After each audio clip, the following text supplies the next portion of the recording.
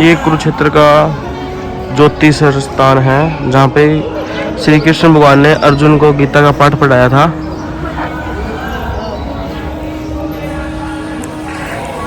ये जो बरगद का पेड़ दिख रहा है आपको, इसके नीचे ही पढ़ाया था श्री कृष्ण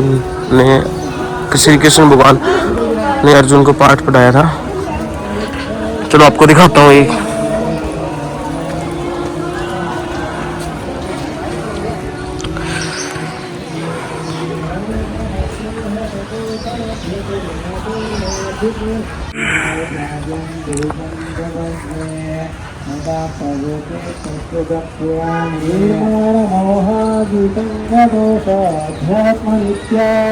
ये जो पेड़ है इसके नीचे जो ये मूर्ति बनाई हुई है श्री कृष्ण भगवान और अर्जुन की,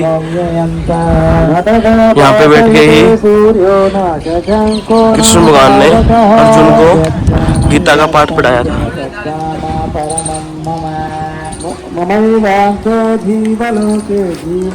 यहाँ की लोकेशन बहुत अच्छी है।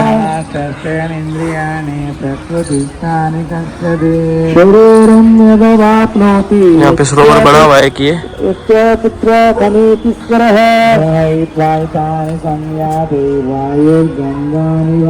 ये सामने जो आपको वृक्ष दिख रहा है जहाँ पे कृष्ण भगवान ने अर्जुन को गीता का पाठ पढ़ाया था, ठीक है, ये वृक्ष अमर है, ठीक है जी। और यहाँ पे कृष्ण भगवान ने अपना प्रतिमा बनाई हुई है श्री कृष्ण भगवान की, जो अपने रूप में आए थे वो।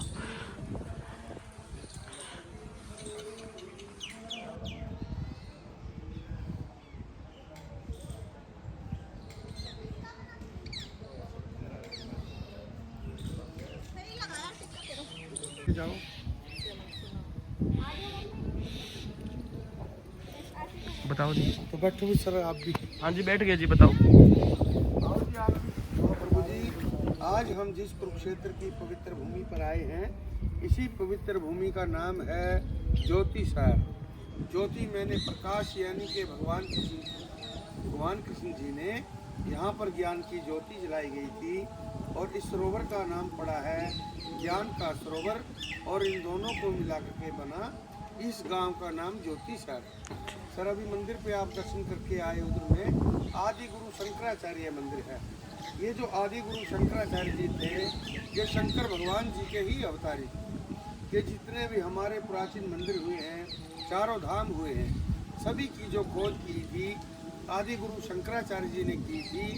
आज से 1300 वर्ष पहले काशी पीठ से होते हिमालय जा रहे थे, जब उन्होंने पूरे भारत को घूमा और पूरे मंदिरों की खोज की, वो घूमते घूमते यहाँ पर भी आए और उन्होंने इधर में बैठ के पूरा मेडिटेशन किया, ध्यान किया, महसूस किया, और फिर उन्होंने कह दिया जो भगवान कृष्ण जी ने गीता सुनाई थी वो ठीक इसी जगह पर ही सुनाई गई थी।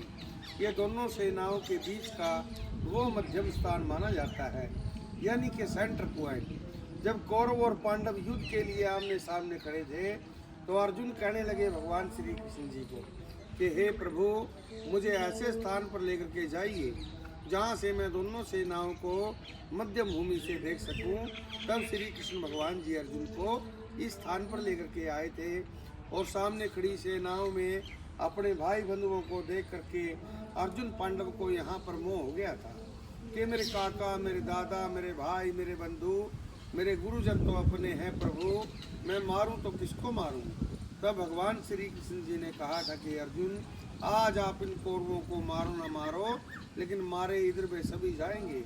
हे अर्जुन, आज मैं आपको ऐसी दिव्य दृष्टि देने जा रहा हूँ जो बड़े बड़े महान ऋषि मुनियों ने मेरे लिए जप किए हैं, तप किए हैं, योग किए गए हैं। अर्जुन, ऐसा दिव्य दृष्टि, ऐसी शक्ति, ऐसी भक्ति मैंने उनको नहीं दी जो मैं आज आपको देने जा रहा हूँ। तो रथ के ठीक सामने जो पेड़ खड़े हैं, भगवान कृष्ण जी ने गीता के 11वें अध्याय में दिव्य दृष्टि देते हुए 18 अध्याय गीता के और 700 श्लोक सुनाए थे और अपने दिव्य दर्शन दिखाए थे, विराट स्वरूप, और 100 सूर्य के समान प्रकाशमान अपना विराट रूप दिखा दिया था कि अर्जुन, कण कण के अंदर तो मैं हूँ, क्षण क्षण के अंदर मैं ही समाहित हूँ, आप उठो और युद्ध का तैयारी करो। तो प्रभु जी, युद्ध की शुरुआत भी यहीं से हुई थी, और अर्जुन को विराट स्वरूप के दर्शन भी ये 48 कोस 156 किलोमीटर का रणभूमि है हमारी, इसमें 5 जिले बन गए हैं आज, कुरुक्षेत्र, करनाल, पानीपत, जींद और कैथल। जींद जिले में गांव पड़ता है पांडु पिंडारा, जहाँ पर कौरवों के पिंडदान किए थे पांडवों ने, आज भी पिंडदान होते हैं जी वहाँ। इस रणभूमि के अंदर 182 तीर्थ हैं, 5 जिलों में युद्ध लड़ा गया और 18 दिन तक युद्ध लड़े जाने के कारण आज दूर दराज से श्रद्धालु आते हैं। सभी का एक ही स्वाद रहता है कि हमें वो लाल मिट्टी तो बताइए कि किधर। आज हमारे खेतों में तो कभी कभी गहरी खुदाई होती है या बोर का काम होता है जी, तो लाल मिट्टी नजर आती है, लेकिन आमतौर पर दिखाई नहीं देती। देखो जी, गीता में 18 अध्याय हैं, 700 श्लोक है, और पहले ही श्लोक में लिखा है कि धर्म क्षेत्रे कुरुक्षेत्रे समवेता युत्सवा माम का पांडवस्य च किम करोति संजय। यानी महाभारत के युद्ध से भी पहले इस कुरुक्षेत्र की भूमि को धर्म क्षेत्र कहा गया, और ये कौरव पांडवों के पूर्वजों की भूमि थी, जो 17 पीढ़ी पहले के पूर्वज थे राजा कुरु के नाम से ही कुरुक्षेत्र का नाम पड़ा। और सर राजा कुरु को किसी ऋषि का श्राप लगा हुआ था, और रात को पत्थर भी हो जाते थे, दिन में पुनः जीवित हो जाते थे।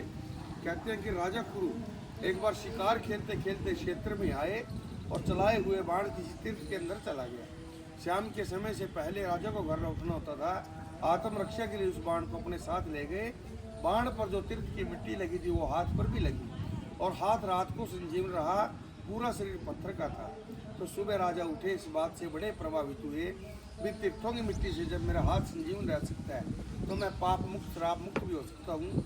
इन्हीं तीर्थों की मिट्टी राजा कुरु ने अपने शरीर पर लगाई थी, जो श्राप मुक्त हो गए थे, पाप मुक्त हो गए थे। तब उन्होंने मुक्ति के लिए जो 8 नियम धर्म बताए गए हैं, सत्कर्म किए, धर्म किए, दान किए, योग किए, भगवान विष्णु जी की अखंड भक्ति की, और 33 कोटि देवी देवताओं का वरदान मांग लिया, जो रणभूमि के 182 तीर्थों पर वास करते हैं। इसीलिए क्षेत्र को धर्म क्षेत्र भी कहा गया, कि जो भी युद्ध में मारे जाएंगे उनकी मुक्ति हो जाएगी। सर इन 5 जिलों से आज भी अस्थियां फूल गंगा जी का सिंची नहीं जाती है, यहीं पर तर्पण किया जाता है।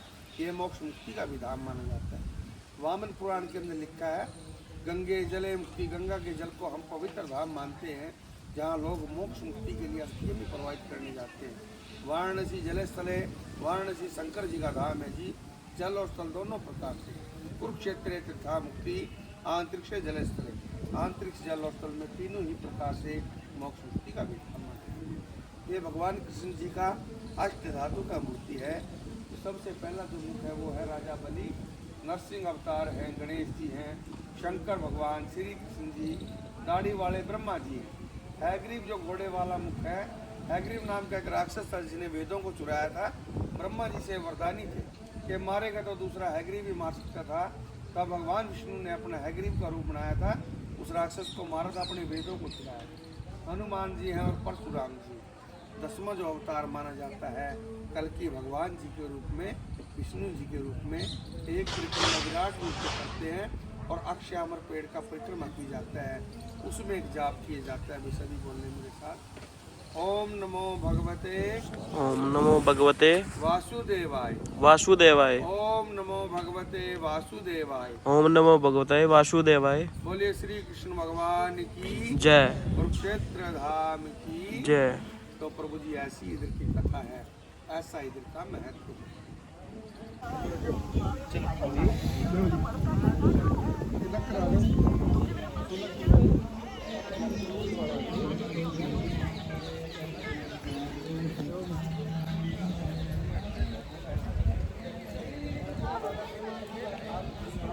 अमर वृक्ष।